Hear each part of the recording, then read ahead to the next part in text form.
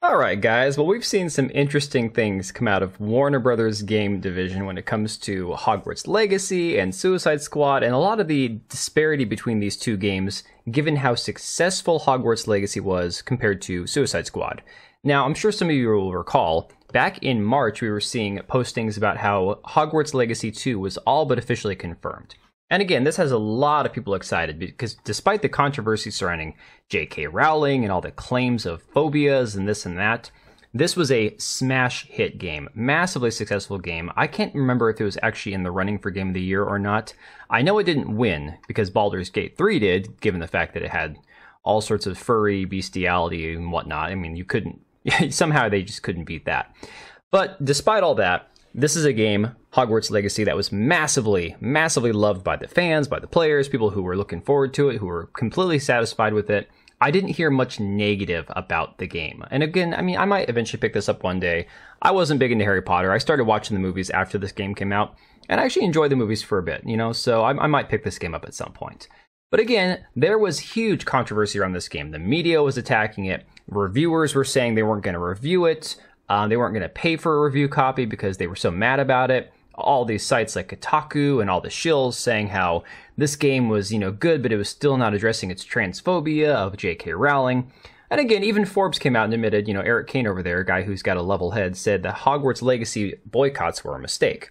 And again, luckily for Warner Brothers, this didn't seem to have any effect on their revenue. The game was a smash hit, absolutely successful, made them a ton of money. And again, if you ignore the hate from the people claiming all sorts of like transphobia and crap, the game itself was massively successful. Now we're seeing the sequel is apparently going to have live service added into it. And for a lot of people, that's a big concern. Anytime you take a game that was a standalone single-player game and you turn it into a live service situation, I think that has a lot of people concerned. So now there's a petition going forward, and I'll link it down below if you guys want to sign it, if any of you guys care. To stop the game from being a live service game. I think it's not too early at this point to actually make an impact, given the fact that, again, the game isn't even in development as far as I know, or it's very, very early on. But again, regardless of whether they go the live service route or not, I think this game is going to make them a ton of money, given the success of the first game. Now, contrast this to Suicide Squad Kill the Justice League. We are now seeing reports out of many outlets, this one being from That Park Place, that Warner Brothers Discovery saw the game lose 41% of its revenue as Suicide Squad lost 98% of its player base. Brutal. Absolutely brutal. The article says Warner Brothers Discovery continued to admit that the Sweet Baby Inc. influenced Suicide Squad Kill the Justice League was a disaster for the company. I think disaster is putting it very mildly. This game will go up there as a legendary failure. In the company's earnings release for its 2024 quarter 2, the company revealed its games division revenue declined by 41%. Now, the crazy thing about that is I'm pretty sure that includes Hogwarts Legacy. So even despite the fact that Hogwarts Legacy made a ton of money, they still saw a massive decline because of the amount of money they spent on games like Suicide Squad. It states, games revenue declined 41% ex-FX, primarily driven by the weak performance of Suicide Squad Kill the Justice League this year compared to the strong performance of Hogwarts Legacy in the prior year. On top of the revelation that their revenue declined 41%, the company's CFO Gunnar Wiedenfels commented during the company's earnings call, while, as we've called out our last quarter, the games are still struggling against last year's Hogwarts Legacy comparison and a muted response to Suicide Squad this year. The company's CEO and president of global streaming and games, JB Perrette, also addressed the game on the call as well. He said, the reality is we've had the unfortunate, in the short period of 12 months, we went from having the record year that we had in 2023 with Hogwarts Legacy to unfortunately having the opposite side of that spectrum with Suicide Squad.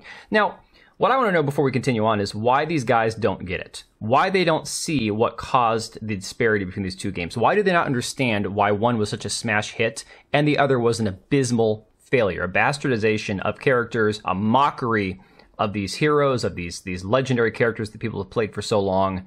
Why do they not get it? Wiedenfels previously detailed in the company's 2024 quarter 1 earnings call that the company saw a $400 million plus year-over-year decline.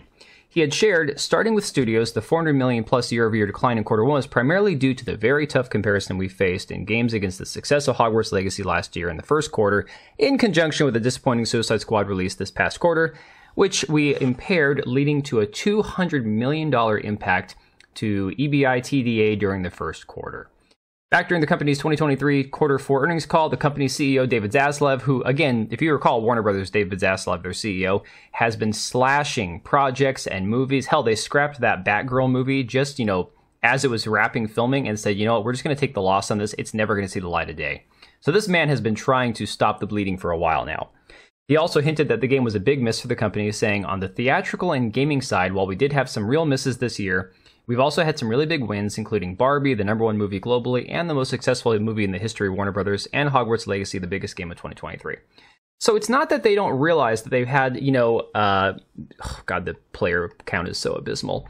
It's not that they don't realize that they've had some massive successes, and that, they should be able to figure out why these games and why these movies are successful. I mean, Barbie was marketed at, teenage girls and wine moms. And you know what? They showed up for it.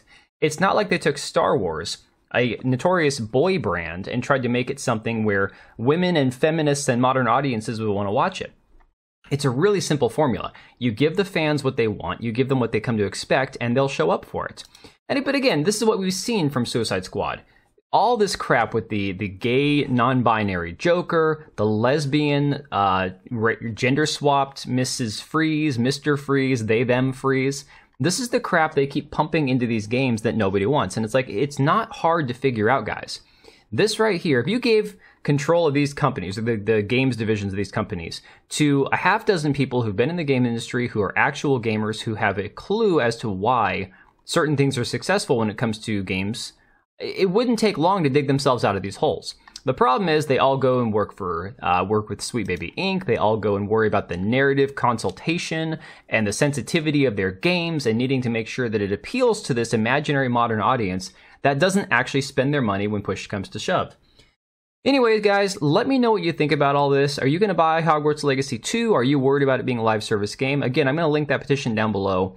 But either way, I don't think it's going to be nearly as bad as it could be, especially compared to games like Suicide Squad, or even, I think, Marvel's Spider-Man 2 was, even if they want to admit it, a bigger flop than people realize, given the massive budget that game had. So, again, I'll link that petition down below. Let me know what you think about all this, guys. Are you going to be playing it? And I will catch you later.